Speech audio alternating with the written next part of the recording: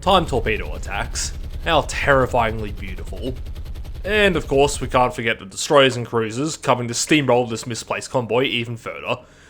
Ladies, gents, and everybody in between, welcome back to the Battle of the Atlantic. Whilst on their way to Gibraltar, Tarsos Fury had run into a German scout force due west of Spain. With both of the merchant raiders crippled by torpedo attacks in the opening of the engagement, the surface vessels rolled in and laid waste to the escort, while one of the raiders sank in the background.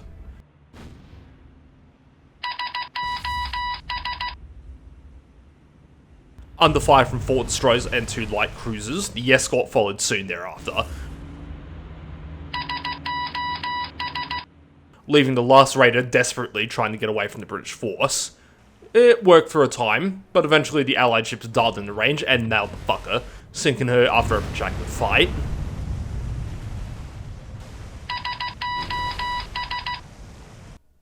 With that encounter dealt with, what's the situation looking like? Well, off the back of week 9, Tarsos Fury had been making their merry way to Gibraltar to pick up supplies from there, while north, Resup 1 and HMS Triton were hanging around off Norway. Further west, Convoy Australia and Convoy Rempura were making the rounds between Halifax and Iceland. Speaking of which, the former had just arrived at Iceland, dropping off their cargo to allow the airfield there to be upgraded to level 2. There was enough engineering and fuel to allow the place to be upgraded to level 3, but not enough supply. For this, the place would have to wait for Tarsos Fury's return. Before that, however, Convoy Australia was reassigned. Instead of heading back to Halifax, they instead headed south to Gibraltar, a journey that would take literally all week. But in the meantime, in the North Channel, Aberdeen was back in the hunt.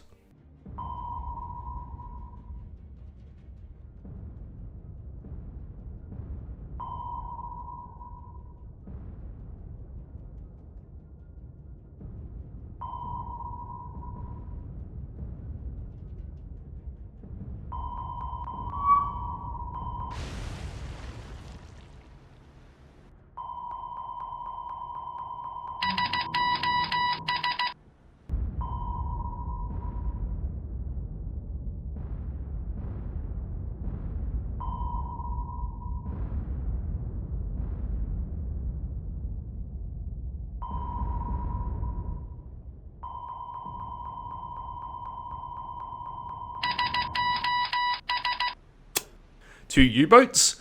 More like 2 dead, am I right? Anyway, overnight, Tarsos Fury arrived at Gibraltar, picking up about 1,000 units worth of supply before making the trek back to Iceland. The following day went without incident, various task forces making their way across the Atlantic, and the enemy forces on Reykjavik being defeated once again. The day after that also went without incident, the only action of note being HMS Triton assuming a patrol pattern off Bergen to ward off enemy convoys.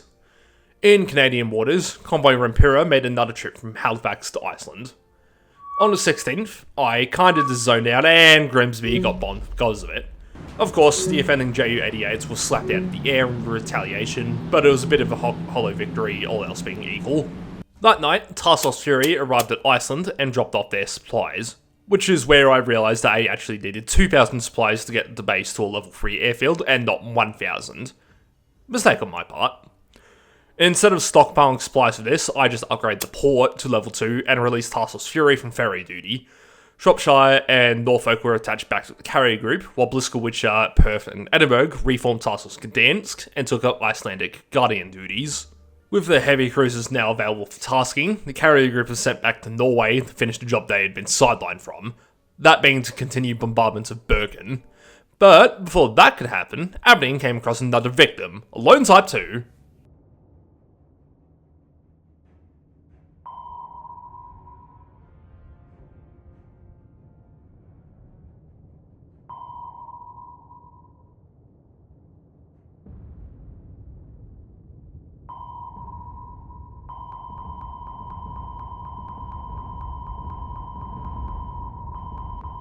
Sadly, I butchered the attack and the sloop was all out of depth charges. Still, the U-boat would need extensive patchwork, and thus Aberdeen left the engagement to go rearm. Of course, it wouldn't be a day in the life of the Aberdeen if the Luftwaffe didn't come screaming after her. A frankly concerning number of bombers, a mix of FW200s and Ju-88s, came from the Western France direction. Maybe half a dozen were shot down, but fucking somehow half the intercepting Spitfire squadron had been shot down in the process. Rather displeased with this showing, the fighters were ordered to withdraw. As fate would have it though, this seemed to be enough to drive off the attackers for now. Over Grimsby, another attack came. This time I was actually paying attention, and thus the Spitfires and Hurricanes stationed there actually dealt with the bombers before they got their payloads away. With all of that said and done, the midday of the 18th of September sounded the end of week 10. I've done a double week special once, why not do it twice? So, week 11. With Tassos Fury entering the Norwegian battle space, the light cruiser Enterprise was detached and Resup 1 was ordered to move in. So of course a fucking scout plane picked up the ladder as she made her move. Scout planes were launched in return to find the source, which turned out to be a convoy north of Resup 1. Enterprise was redirected to join the carrier group, but in the midst of this, Resup 1 came under air attack. This time around, attacks were focused on the small transport Jan Mayen. Fortunately, no hits scored. Back with the cutting edge of the fleet, Tassos Fury closed in on the convoy, which suspiciously had a battleship marker on the strategic map. Keeping the enemy force spotted via spotter plane, Somali and Furious hang back while the rest of the force closed in. At this point, I attempted to juggle both Furious's dive bombers and her swordfish squadrons for a massive air attack, but it didn't end up working out. The skewers running out of fuel before the swordfish could get airborne, so the fleet went in with only swordfish in support. But, you know how I said the convoy had a battleship marker on it? Yeah, so as it turned out, that wasn't a lie. This wasn't a convoy. This was a raider force, centered around none other than the battleship Bismarck.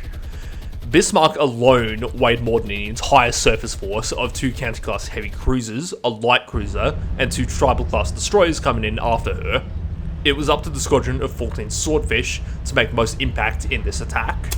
As per usual doctrine, the swordfish split into 2 flights and dived in, even as the legendary German battleship exchanged fire with Norfolk and Shropshire, while Cossack and Maori drew the ship's secondary battery fire. In the air, the swordfish lined up for their attack runs. However, both blue and gold flights had to make a sharp turn in at the last second, and it was at this point that I made a mistake, ordering them to change formations. As a result, blue flight in particular butchered their drop. Even so, 5 hits were scored, blasting the ship's bow open and lighting a massive fire in the front area of the battleship.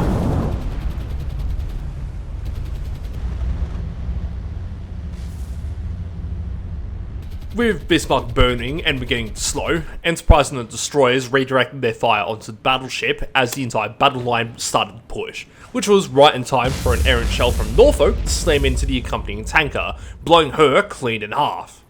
As the unfortunate oiler sank, Norfolk and Shropshire turned to give broadside to Bismarck, while the destroyers advanced for a torpedo salvo.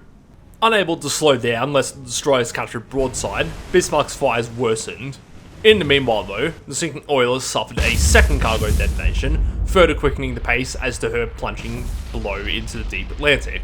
The entire force had turned to give Bismarck their broadsides while forming 3 distinct lines. Cossack and Maori in front, Enterprise in the middle, and Norfolk and Shropshire in the back providing supporting gunfire. With fires spreading to her machinery spaces, secondary explosions blew out some of her boilers, slowing the Bismarck even further. The range closing to within 10,000 yards, Bismarck's list also began to grow further and further to port, while the British ships rained hellfire down upon the battleship. Fires propagated aft, compromising more compartments, causing more flooding, increasing the list and slowing her down further. No longer facing the threat of being targeted by the Bismarck's secondary battery, Cossack and Maori turned in to get closer, but ultimately they didn't have to get close. Overwhelmed by fires and flooding, Bismarck came to a dead halt and quickly foundered. 50,000 tons of steel slipping underneath the waves, never to be seen again. The second biggest warship in the German Navy had been destroyed.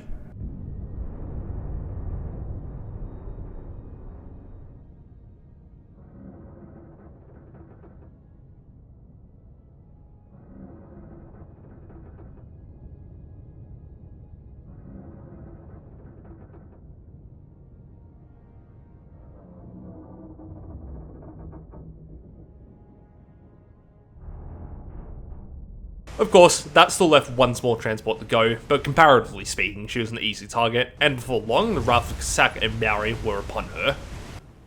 Yet another ship stricken off capital ship register. All targets in the area having been pacified, Tassos Fury went in, but sunrise came just before they were able to suppress the airfield on Bergen, and as thus, the group was subject to an air raid. 9 FW-200s came, opposed by Furious's Gladiators and Skuas.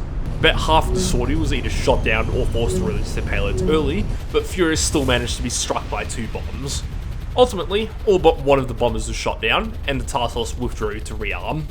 While the ships rearmed, and ended up being attacked by Ju-88s with Furious taking a whopping 4 hits, bombers from various land bases in the UK made attacks. For the loss of 2 bombers, these attacks accomplished precisely fuck all, and thus the task force went in.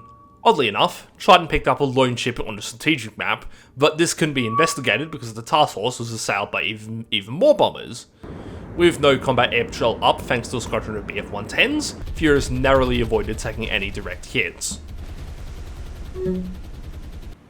Having just about made it to Bergen, Task Force Fury came across an unfortunate pair of German auxiliary escorts, both of which would be torn in half as soon as the bomber targeting Furious was dealt with. The first escort attempted to get in close to the destroyers, but the weighted fire from nearly the entire line quickly put aside that idea.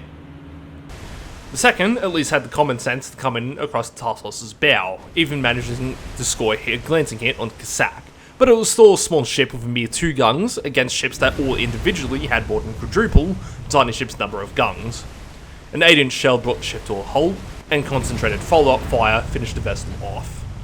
With that small nuisance dealt with, Bergen was hit again before the task force withdrew to rearm again. Resup 1 headed to Scaflow to rearm, while the Norwegian base was hit again. Having run out of ammo, Task Force Fury head back to Liverpool, while the Enterprise is finally attached to her intended charge, Resup 1. While leaving Norwegian waters, Task Force Fury is once again beset by bombers, but in a rare change of luck, the 2 attacking FW-200s were unable to get their payloads away against Furious, and ultimately, both were shot down. This attracted attention from air bases in Germany, for which Spitfires stationed at Grimsby were scrambled to intercept. 9 Ju-87s and 3 HE-111s were shot down, albeit in return for the loss of 2 Spitfires. While Task Force Fury cleared away from the air threat in the north, Convoy Australia had arrived at Gibraltar in the south, picking up supplies and setting sail for Liverpool, a trip that had to be significantly offset to avoid detection from air bases in France. Fighter activity was heavy on the 21st of September, but in the midst of it all, the Germans attempted to force a bomber sortie that was dispatched by fighters from Biggin Hill. After this intercept, Task Force Fury arrived in Liverpool and rearmed before being sent back out to Norway to continue bombardment operations. On the night of the 22nd, they arrived, knocking back Bergen yet another step, but because Resup 1 had to return to Liverpool to rearm itself, the task force soon found itself heading back to Liverpool as well. On the 24th, both groups resupplied from Liverpool, where they were once again sent out to Norway. However, while this would only take a day for Task Force Fury, it took 4 days for Resup 1 to get there, and Week 11 ended before they could get to the location. So of course, Week 12 was really just an extension of Week 11, with various groups in transit from point A to point B. Task Force Fury approached Bergen on the afternoon of the 25th in broad daylight, where bombers came to attack. This entire attacking force was shot down, while no hits were scored on the carrier. Soon after, a second attack came, this time from squadrons stationed in Germany proper. More than half of the attackers' numbers were shot down before they got into range, and the ones that did get close missed their payloads. Unfortunately, Bergen-based BF-110s were still in the area, and they managed to shoot down all of Furious's Gladiators, although the Skua force remained intact. With nightfall, the cruisers made their attack, knocking down Bergen to a mere level 1 airfield, a shadow of what it had once been at the start of the Norwegian bombardment operation. Meanwhile, Convoy Australia had arrived in British waters from Gibraltar, unloading its extensive manifest at Liverpool before turning around to repeat the trip. And meanwhile near Norway, Task Force Fury continued operations with yet another bombardment. This time, Bergen's port was not targeted, knocking it back down to a level 1. The operation was almost complete. A couple more round trips, and the place would need to be completely rebuilt. The cruisers rearmed, and the task force went in for another strike. However, in the midst of this attack, down south, as Convoy Australia was picked up by a scout plane, and then almost immediately afterwards was beset by a mass formation of bombers. Luckily, these targeted the heavy cruiser Australia rather than the transports themselves. Australia took 1 direct hit, plus a number of near misses, but ploughed on as if she was unharmed. Night fell before more attacks could come, which also meant that Talos Fury was in the green for another run, and on this attack, the mission that they had been chasing up for the past 6 weeks had finally been completed. The airfield at Bergen had been completely destroyed. With this tasking finally completed, Talos Fury and Resup 1 could be assigned to duties elsewhere in the theatre. Their mission done, both groups withdrew for Liverpool. It was while the two were heading home and I was in the recognition manual planning out future acquisitions that I noticed something. I had access to 2 more aircraft carriers of the Illustrious class, HMS Illustrious and HMS Formidable.